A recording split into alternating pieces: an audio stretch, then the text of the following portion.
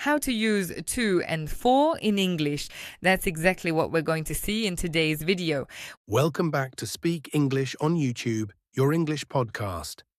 Liz and Matthias here. We're really happy you're here with us today. If it's your first time here, subscribe for simple, practical lessons that help you speak with confidence.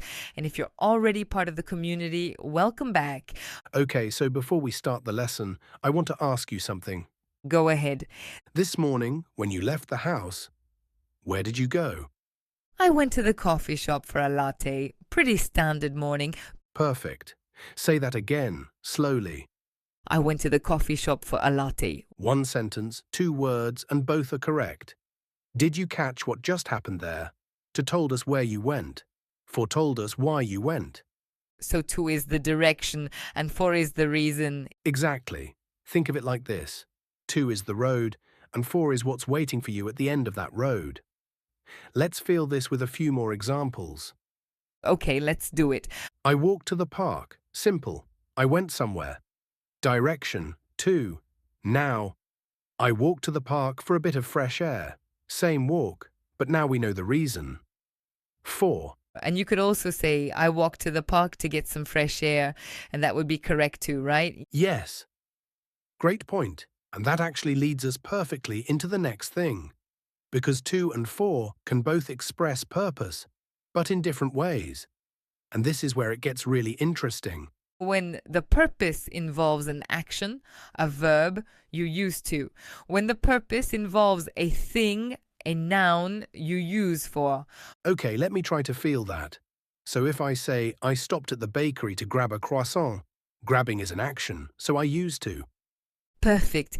And if I say, I stopped at the bakery for a croissant is a thing, so I use for. Exactly. Same bakery, same croissant, but the structure is different depending on how you express the purpose. So both sentences are correct? Both completely correct. They mean almost the same thing, but the first one emphasizes the action and the second one emphasizes the object. In everyday conversation, people use both naturally without even thinking about it. Okay, let me try another one. I called my mum to tell her about my day. Beautiful, telling, action, to. Now try the same idea with a noun. I called my mum for a chat. A chat is a thing, for you've got it. Listeners, here's your quick test whenever you're not sure. Ask yourself, is what comes next a verb or a noun? If it's a verb, lean toward to. If it's a noun, lean toward for. It won't cover every single case, but it covers most of them. And that's what matters in real conversation. Now let's talk about something that trips up a lot of beginners, using to and for when you're giving something to someone or doing something for someone. Oh, this one confused me for a long time. Same, so let's break it down slowly. When someone receives something and when something travels from you to another person, you use to. Like, I gave the keys to my neighbor. The keys went to her, she received them. Exactly. Or I sent a message to my brother. The message went to him. To, now, when someone benefits from something you do, you use for. Like, I made soup for my neighbor. She didn't receive the soup like a package. She benefited from it. I cooked it in her favor. Yes, and I bought flowers for my mum.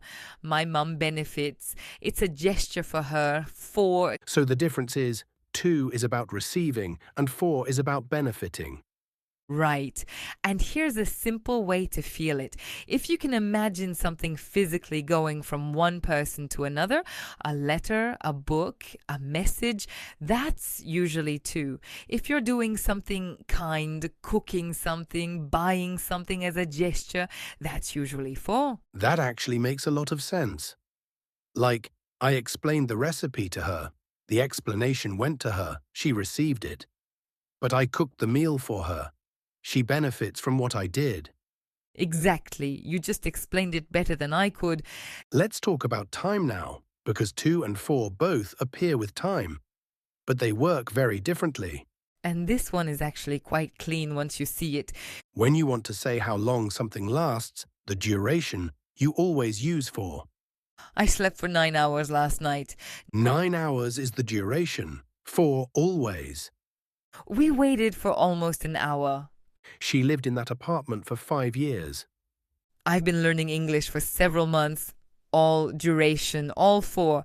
And to appears with time when you're talking about a range, a starting point and an ending point. The library is open from 9 to 6. 9 and 6 are 2 points in time. You're moving from one to the other. 2. I studied from 7 to 10 last night. We drove from morning to evening. So the rule is really clean. Duration uses for, and a range between 2 points uses to. And if I just want to say how long something took, I use for. But if I want to say between what times it happened, I use to. Exactly. I worked for 8 hours. Duration 4. I worked from 9 to 5. 2 points. 2. Okay, last one.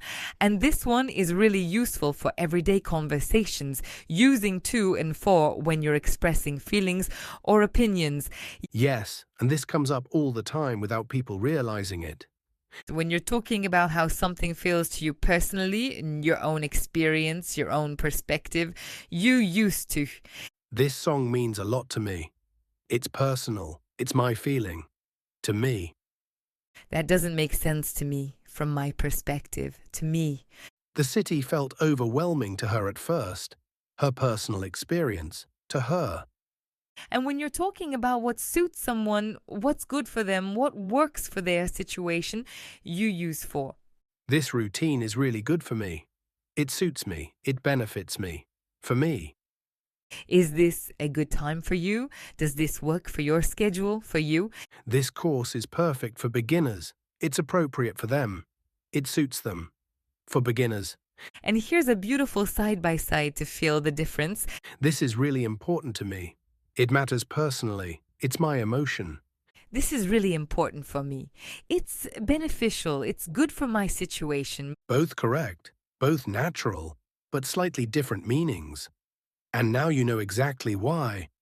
Let's bring everything together with a short conversation, just a normal evening at home, and listen for to and for as they appear naturally. I'm ready. So imagine it's a Thursday evening. You walk through the door and I'm already home. Hey, how was your day? Honestly, pretty long. I was in meetings from 9 to 4 and then I had to stay late to finish a report. Oh no, are you hungry?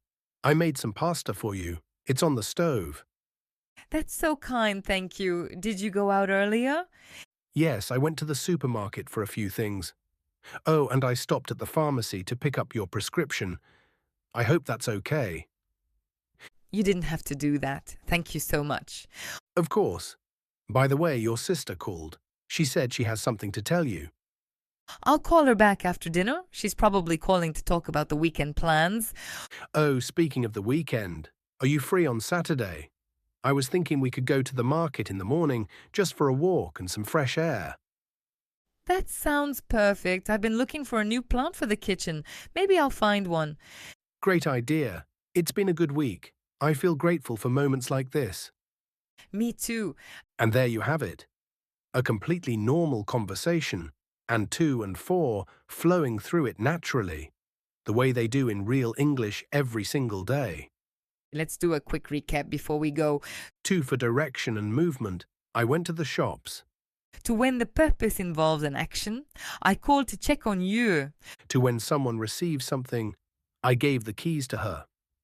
To for a range between 2 points in time, from Monday to Friday. To for personal feelings and perspectives. This means a lot to me. And for reason and purpose, linked to a noun, I went for some milk. For when someone benefits from something, I cooked dinner for her. For duration, I waited for 20 minutes. And for what suits or is good for someone, this is perfect for you. 2 small words, a lot of meaning, and now you have the feeling. Your turn now. In the comments, write 2 sentences, one with to and one with for. Talk about your day, your week, anything at all. We read every single comment. And if this video helped you, please like it, share it with someone who's learning English, and subscribe to Speak English for more lessons just like this one. See you very soon.